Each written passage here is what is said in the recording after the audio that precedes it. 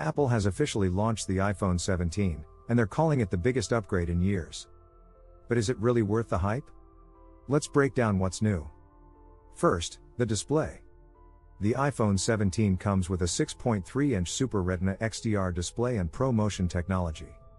That means smoother scrolling, sharper visuals, and a brighter screen, whether you're watching videos, gaming, or just scrolling through your socials. On top of that, Apple introduced Ceramic Shield 2, which they say is their toughest glass yet, more resistant to scratches and everyday damage.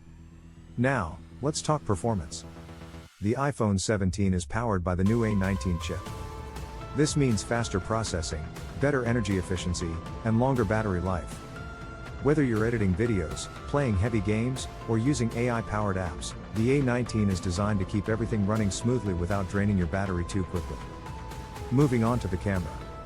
The front camera now jumps to 18 megapixels with a wider field of view.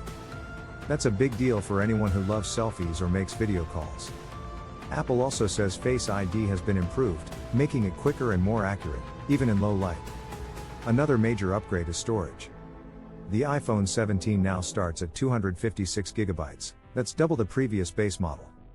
So if you're always running out of space for photos, videos, or apps, this will definitely make a difference. To sum it up, the iPhone 17 is faster, tougher, and equipped with better cameras and bigger storage.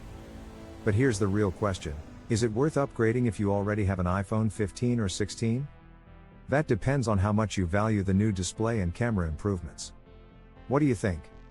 Will you be upgrading, or are you sticking with your current phone? Drop your thoughts in the comments, and don't forget to subscribe for more updates on the latest AI and tech.